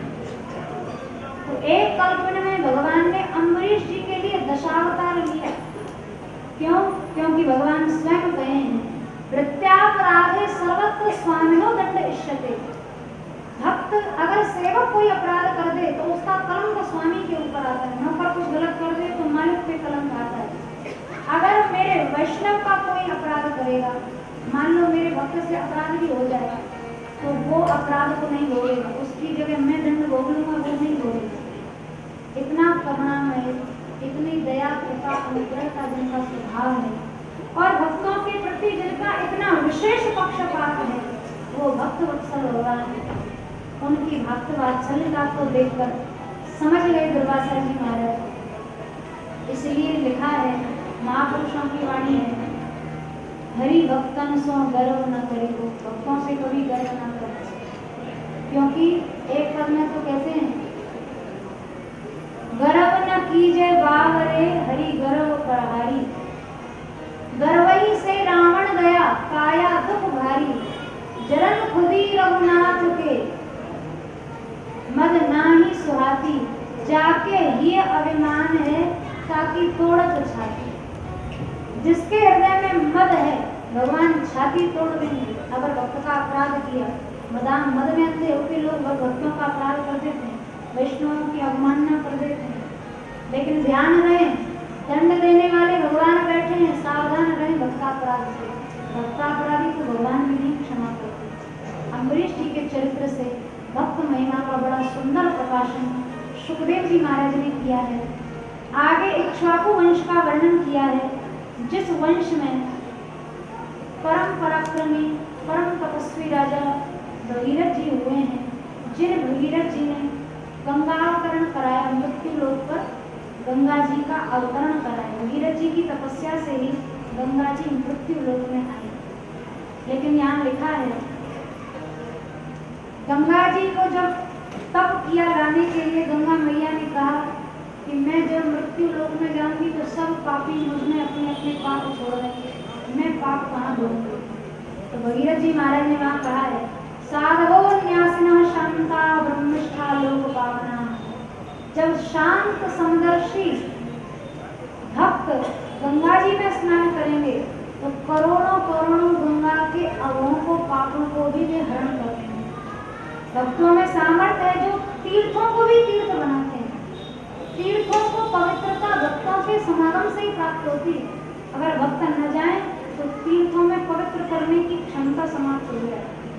तीर्थानाम तीर्थ कारणा, भागवत जी में लिखा है, तीर्थ को तीर्थ बनाने वाले हैं भगवान के भक्त। इसलिए भगीरथ जी की प्रार्थना पर गंगा मैया का अवतरण भूलोक पर हुआ है। आगे इनकी वंश परंपरा को बढ़ाते हुए सुखदेव जी कह रहे हैं, इसी वंश में राजा मूलक हुए, उनसे दशरथ हुए, उनसे एडवर्ड विश्वसह, खटवांग से राजा दीर्घबाहु, दीर्घबाहु से रघु, रघु से महाराज अज और अज से महाराज दशरथ जी का जन्म हुआ। बहुत प्रसिद्ध कथा है रामचरित्र की। वशिष्ठ जी की आज्ञा से पुत्र कामिष्ठी यज्ञ महाराज दशरथ ने किया है। यज्ञ प्रसाद का आधा आधा भाग रानियों को बांटा गया है और उस यज्ञ प्रसाद के प्रभाव से तीनों रानियों को समय से गर्भ रहा है समयानुसार, और उचित समय आने पर सबसे पहले सूर्य वंश को विभूषित करते हुए, मैया कौशल्या की कीर्ति को बढ़ाते हुए भगवान श्री रामचंद्र जी का प्रादुर्भाव हुआ। बोले श्री रामचंद्र भगवान की जय। एक महाराज जी की स्तुति का गान हम लोग कर लेते हैं, बाकी बधाइयाँ कृष्ण जन्मोत्सव में जाए। भय प्रकट कृपाला दयाला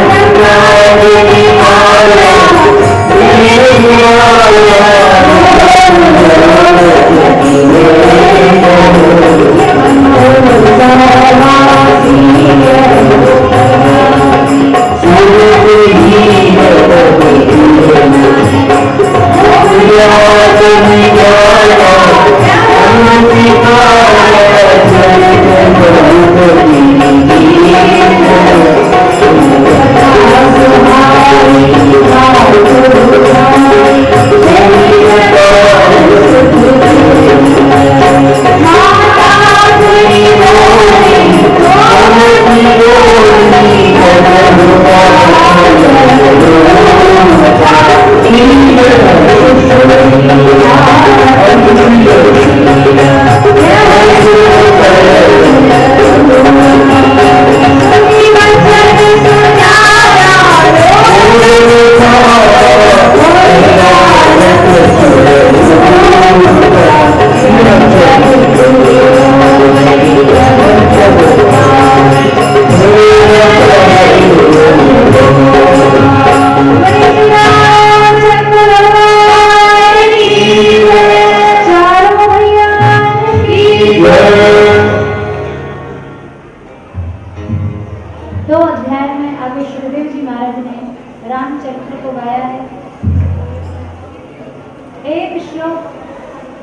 ऐसा गाया जिसमें संपूर्ण रामचरित्र को सुखदेव जी ने स्थापित किया। गुरुवर्ते तप्त राज्यो विचल अनुवयम, जिन भगवान ने पितृवचन पालन करने के लिए वन वनांतर में भ्रमण किया, जो चरण सीता जी के कर कमलों का स्पर्श भी नहीं सह पाते थे, उन्हीं चरणों से अनेक वन वनांतरों में प्रभु घूमे। उन्हीं चरणों को हनुमान जी और लक्ष्मण जी दबाते तो राम जी बहुत प्रसन्न हो जाते। वैरूप्या शूर्पणखा विरप्रिय विरह रसारोपित ध्रुव विजंब प्रस्तावबद्ध सेतु खलदवदहन कौशलेंद्रो वतान्य। सुखदेव जी महाराज कह रहे हैं, शूर्पणखा के विरूप होने पर रावण ने जब सीता हरण किया, वानरों से मित्रता करके उनकी सहायता की आवश्यकता न होते हुए भी प्रभु ने भक्त वत्सलता को दिखाते हुए बंदर भालुओं की सहायता से सेतु निर्माण किया है, युद्ध हुआ है, पुनः सीता जी को राम जी ने प्राप्त किया है। और आखिर में सुखदेव जी कह रहे हैं, कौशलेंद्रो वतान्ना, वो भगवान श्री रामचंद्र जी हमारी रक्षा करें। अब यहाँ वल्लभाचार्य जी महाराज ने बहुत सुंदर भाव दिया। बोले कथा कहते कहते सुखदेव जी पे कौन सी आपत्ति आ गई जो रक्षा की प्रार्थना करने लगे। तो वल्लभाचार्य जी महाराज बोले, सुखदेव जी महाराज सोच रहे हैं अगर राम जी के चरित्र समुद्र में डूब गए तो आगे कृष्ण चरित्र में प्रवेश नहीं हो पाएगा, और परीक्षित जी के पास तो केवल और 3 दिन का ही समय है, और परीक्षित जी कृष्ण चरित्र सुनने के बड़े अभिलाषी हैं। तो राम जी से प्रार्थना कर रहे हैं सुखदेव जी, हे राम जी आप रक्षा करो हमारी, अपने चरित्र समुद्र से निकाल के जल्दी से जल्दी कृष्ण चरित्र रूपी समुद्र में हमारा प्रवेश कराओ। सूर्यवंशी राज परंपरा का वर्णन किया है सुखदेव जी ने। राम जी के दोनों पुत्र लव और कुश, जिनमें से कुश से अतिथि हुए, इसी वंश में आगे चलकर राजा सुमित्र हुए, जो इक्ष्वाकु वंश के सबसे अंतिम राजा थे। उसके बाद निमि चरित्र सुखदेव जी ने कहा और फिर चंद्रवंशी राजाओं की परंपरा बताई। चंद्रवंश का कहां से शुभारंभ हुआ? सूर्यवंश राम जी के जन्मोत्सव और राधा रानी के अवतार से बहुत पवित्र हुआ, और चंद्रवंश हमारे श्री ठाकुर जी के अवतार से पवित्र कीर्ति को प्राप्त हुआ। चंद्रवंश में भगवान नारायण से ब्रह्मा जी से अत्रि मुनि, अत्रि से चंद्रमा, चंद्रमा से बुध, उनसे पुरुरवा, और पुरुरवा से चंद्रवंश का विस्तार हुआ है। इसी वंश में राजा ययाति हुए, जिनकी 2 रानियां थी, देवयानी और शर्मिष्ठा। देवयानी से यदु और तुर्वसु हुए, शर्मिष्ठा से अनु, द्रुयु और पुरु हुए। इनमें से जो राजा यदु थे, यदु से ही यदुवंश चला। चंद्रवंश की एक शाखा है यदुवंश, जिसमें कृष्णावतार हुआ है। महाराज देवपीड़ हुए हैं इस वंश में, जिनकी 2 रानियां थी। एक रानी क्षत्रिय की बेटी थी, दूसरी रानी वैश्य की बेटी थी। तो क्षत्रिय की कन्या से तो जो क्षत्राणी रानी थी, उनसे शूरसेन हुए, शूरसेन से वसुदेव जी हुए, और वसुदेव जी के यहाँ वासुदेव भगवान श्री कृष्ण हुए। और उधर वैश्य कन्या जो थी, उससे पर्जन्य हुए, पर्जन्य जी से नंद बाबा हुए, और नंद बाबा के यहाँ नंद लाला हुए। दोनों जगह अवतार लीला गाई गई है। कारागार में भी जन्म और उधर नंदगांव गोकुल में भी जन्म हुआ है। ठाकुर जी ब्रज में 11 साल लीला किए हैं, फिर मथुरा लीला, फिर द्वारिका लीला, और फिर धाम प्रवेश कर गए। परीक्षित जी महाराज घबरा गए, भगवान यही चरित्र को सुनना चाहता था जिसको आप एक ही पंक्ति में कह रहे। आप ऐसा न करें, मेरी पिपासा और बढ़ रही है, आप कृपा करें मुझे विस्तार से श्री कृष्ण चरित्र का श्रवण कराएं। उन्होंने क्यों अवतार लिया, कौन कौन सी ब्रज लीलाएं की, कौन कौन सी मथुरा और द्वारिका लीलाएं की। और परीक्षित जी बहुत कुशल श्रोता हैं, सुनने में भी चतुराई चाहिए श्रोता को। एक बात तो परीक्षित जी ऐसी बोल गए तो सुखदेव जी को भी चकित कर दी। परीक्षित जी बोले, भगवान एतद अन्यच्च सर्वम में मुने कृष्ण विचेष्टता। मैंने आपसे जो जो पूछा है वो तो आपको सुनाना ही है, और जो मैं नहीं पूछ पाया हूँ वो भी आपको सुनाना है। कहीं ऐसा ना हो कृष्ण चरित्र का कोई भाग सुनने से रह जाए, इसलिए आप कृपा करें, मेरी सभी जिज्ञासाओं का समाधान करें। और कृष्ण चरित्र सुनने की श्रवणाभिलाषा बढ़ रही है, आप इस अभिलाषा को पूर्ण करें। तब परीक्षित जी की जिज्ञासा पर यहाँ से आगे सुखदेव जी महाराज ने कृष्ण चरित्र का वर्णन आरंभ किया।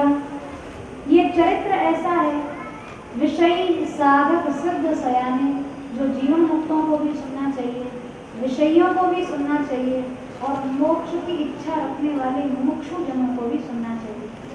भगवत चरित्र सभी के लिए कल्याणकारी है, सभी के लिए आनंदप्रद है, बहुत सुखमय चरित्र है। इसलिए गोसाई जी महाराज ने भी कहा, विषय कहा पुनि हरि गुण ग्रामा,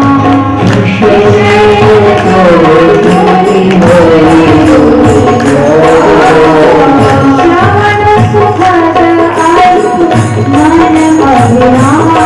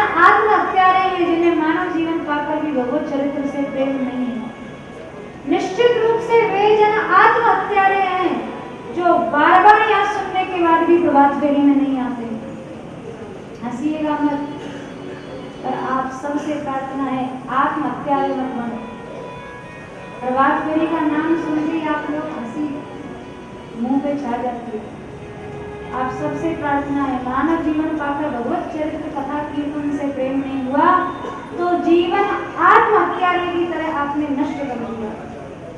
आत्महत्या मत करिए, कथा कीर्तन का रस पीजिए, आनंद लीजिए, ये जीवन इसी के लिए प्राप्त हुआ है। परीक्षित जी की श्रवणाभिलाषा को देखकर सुखदेव जी महाराज ने कृष्ण चरित्र सुनाया है। यदुवंशियों के राजा महाराज शूरसेन हैं, जिनके पुत्र वसुदेव जी, जिनका विवाह मैया देवकी के साथ हुआ है। सभी लोग इस चरित्र को जानते हैं। जिस समय देवकी मैया का विवाह हुआ, कंस सारथी बना, आकाशवाणी हुई, अरे मूढ़, इसका 8वां गर्भ तो तेरा काल होगा। मारने के लिए केश पकड़ लिए, तलवार खींच ली। वसुदेव जी ने वचन दिया, महाराज युवराज इन्हें क्यों मार रहे हो? बहन को विवाह के अवसर पर मारोगे, लोग कलंकित करेंगे तुम्हें। मैं वचन देता हूँ, इसके सभी पुत्रों को, संतानों को मैं आपको सौंप दूंगा। 1 वर्ष बाद अब कंस को यह लगा कहीं ये संतान की मृत्यु के भय से भाग ना जाए, तो देवकी वसुदेव दोनों को जेल दे दी, कारागार में डाल दिया। 1 साल बाद एक पुत्र ने जन्म लिया। कंस मारना तो नहीं चाहता था, पर नारद जी ने ऐसी पट्टी पढ़ाई कंस को, अरे महाराज 8वां बालक पहली बार में आ जाए तो भरोसा थोड़ी है, किसी को मत छोड़ना। एक एक करके 6 पुत्र मरवा दिए। 7वीं बार दाऊ जी महाराज गर्भ में आए हैं। ठाकुर जी चिंतित हो गए, सोचने लगे दाऊ जी को जल्दी जल्दी होश आ जाता है, कहीं ऐसा ना हो कंस इन्हें मारने की सोचे और दाऊ जी एक खूंखार में कंस को मार डाले तो बहुत गड़बड़ हो जाएगा। कंस का वध पहले हो जाएगा, कृष्ण जन्म बाद में होगा, लीला का क्रम बिगड़ जाएगा। तो दाऊ जी को यहाँ जन्म नहीं लेने देंगे। दाऊ जी को ब्रज भेज दिया, योग माया को कह दिया रोहिणी जी के गर्भ में स्थापित कर दो दाऊ जी। और उसके बाद 8वीं गर्भ में स्वयं श्री ठाकुर जी पधारे हैं। मैया देवकी का मुखमंडल चारों ओर से दिव्य आभा प्रभा से युक्त हो गया। सभी देवताओं ने आकर कारागार में गर्भस्तुति भगवान की है, सत्य स्वरूप भगवान को प्रणाम किया है और सबको सावधान किया है कि भगवान नराकार लीला करेंगे, नर अवतार लेंगे, तो कहीं ऐसा ना हो ज्यादा अपने आप में ज्ञानी बनने वाले लोग भगवान की निराकार की लीलाओं का अपमान करने लगे। तो देवताओं ने पहले ही सावधान कर दिया, जो जीवन मुक्त स्वयं को समझ के, बहुत ज्ञानी समझ के भगवान की लीलाओं का अपराध करेंगे, इनका परिहास करेंगे, इनका उपहास करेंगे, उनको निश्चित ही पतंति दोन्याद्य स्मरण रहे, उनको निश्चित ही उनको गिरना पड़ेगा, पतन उनका होगा। देवता स्तुति करके चले गए हैं। इधर समय एकदम सुहावना हो गया। कालो परम शोभना, काल बहुत सुशोभित हो गया। दिशाएं एकदम शुद्ध और स्वच्छ हो गई। सृष्टि के 5 तत्वों का शोधन हुआ, पृथ्वी, जल, तेज, वायु, आकाश। और उसके बाद वह समय आया देवकी मैया के गर्भ से भादों मास के महीने में कृष्ण पक्ष की अष्टमी को बुधवार के दिन रोहिणी नक्षत्र में चंद्रवंश को विभूषित करते हुए मैया देवकी की कीर्ति को बढ़ाते हुए षोडश कलाओं से परिपूर्ण होकर हमारे श्री ठाकुर जी ने अवतार लिया। बोले बाल कृष्ण लाल की, श्री कृष्ण कन्हैया लाल की। बालक के अवतार अवसर पर उसके सौंदर्य को वसुदेव जी महाराज देखते ही रह गए। देवकी मैया वसुदेव जी ने स्तुति की है और फिर वसुदेव जी महाराज श्री ठाकुर जी की प्रेरणा से अपने नवजात बालक को अंक में धारण किए हुए जब चले हैं तो रिमझिम रिमझिम मेघ वर्षा करने लगे। आज सुबह से ठाकुर जी के जन्म की लीला के लिए मेघों की कृपा हो रही है। गवर्ष पर्जन्य उपांश वर्जितः शेषोन्वगादवारी निवारेण फणैः। चारों ओर से मेघों की गर्जना होने लगी। मेघ रिमझिम रिमझिम ठाकुर जी के सत्कार में वृष्टि करने लगे। शेष जी ने अपने फणों का छत्र धारण कर लिया और भगवान के अंक में आते ही जितने बंधन थे, जितने हथकड़ी बेड़ी के बंधन थे, सबके सब बंधन खुल गए और वसुदेव जी महाराज बालक को लेकर कारागार के बाहर निकल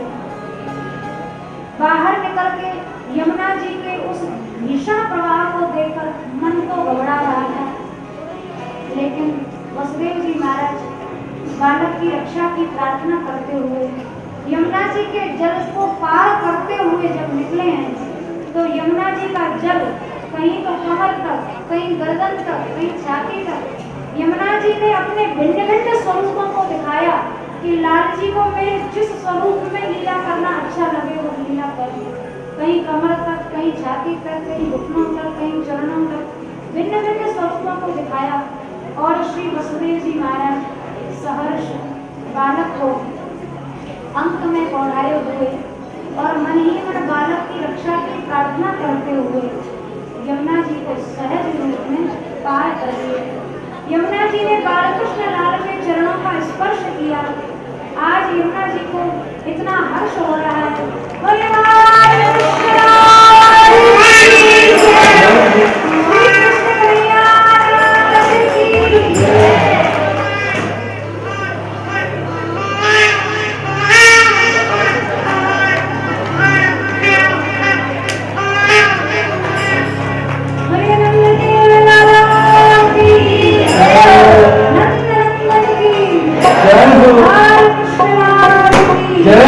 कन्हैया लाल की जय। इधर वसुदेव जी महाराज सहज में यमुना पार करते हुए पहुंच गए हैं। नंदन गृह में पहुंचकर अपने बालक को यशोदा मैया के पार्श्व में सुला दिया है और उसके बाद मैया की लाली को लेकर लौटे हैं। कंस को सूचना मिली है कन्या का जन्म हुआ है। कन्या को छीन कर जैसे बचाना चाहा, आकाश में अष्टभुजी देवी के रूप में प्रकट हो गई। कंस को लक्ष्य करके कह दिया, अरे मूर्ख, मुझे मारने वाला कहीं जन्म ले चुका है। कंस घबरा गया। इधर नंद बाबा 85 वर्ष के हो गए, अभी तक कोई बालक बाबा को हुआ नहीं। यशोदा मैया की अवस्था 80 वर्ष की हो गई। शांडिल्य महर्षि की आज्ञा से गोपाल मंत्र अष्टादशाक्षर मंत्र का जाप बाबा और मैया ने किया है। 18 करोड़ बार गोपाल मंत्र का जाप मैया बाबा ने किया है। और उसके बाद जब वह समुचित समय आया, लाला का जन्म इतने अद्भुत तरीके से हुआ, मैया तो सोई हुई गहरी नींद में। आज भी हमारे नंद गांव में ये पद गाया जाता है, पौड़ी भवन नंद धरणी जगत जस करणी। लाला ने मैया को सपना दिया, मैया सोती रहेगी, तेरा तो जन्म होने वाला है, तू सो रही है। लाला ने सपना देके मैया को जगाया और उसके बाद कृष्ण और धरणी भाग के बड़बड़नी। वही समय आया, भादव मास का महीना, कृष्ण पक्ष की अष्टमी, बुधवार का दिन, रोहिणी नक्षत्र में ब्रजवासियों को सुख देने के लिए यशोदा मैया नंद बाबा के यश को बढ़ाने के लिए नंद के लाला का जन्म हुआ। बोले नंद के लाला की जय हो।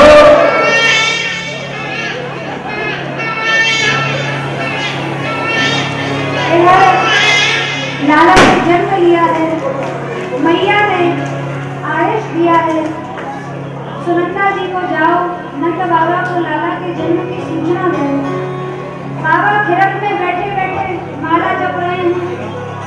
इधर सुनंदा जी ने दौड़कर नंद बाबा को कान में बधाई दी है।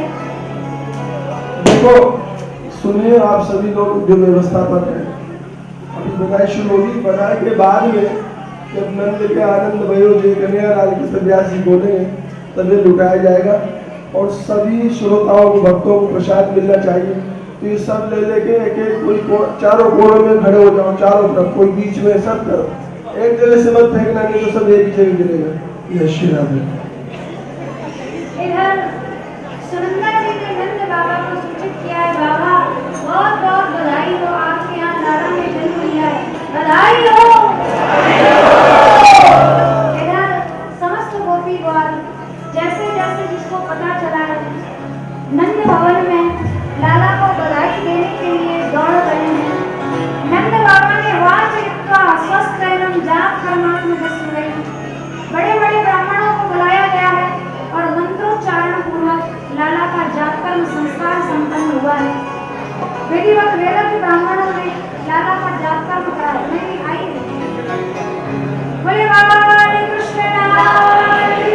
अभी सब लोग आप लोग बैठे रहिए, लाला का जाप कर्म संस्कार होगा और उसके बाद फिर बताइए। माइक जब दे दो।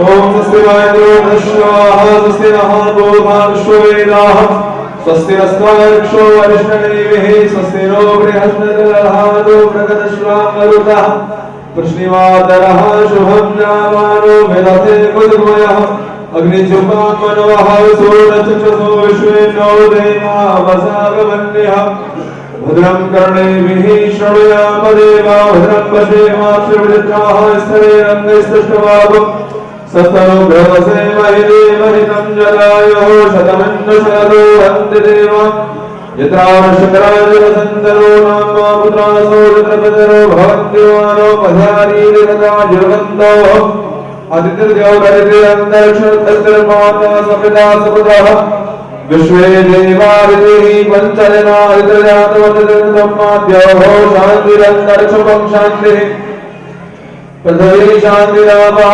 शान्तिरौकदयः शान्तिः वनस्पतयः शान्तिर्विश्वे देवाः शान्तिर्ब्रह्मशान्तिः सर्वभौम शान्तिः शान्तिरेव शान्तिः सामो शान्तिरेधे चतुर्दः समीहसे सदोन्नो वयं गुरुषन्नः तुर्मजाभ्यो वयं नः शुभ्यं शान्तिर्भवतु गुरुवाय कृष्णाय की जय। बालक का जातकर्म संस्कार हुआ है। इधर नंद बाबा ने दान का कार्यक्रम आरंभ किया। लाला के जन्म अवसर पर 20 लाख गैयाओं का दान किया। बड़े बड़े रत्न और तिल के पर्वतों का दान किया है।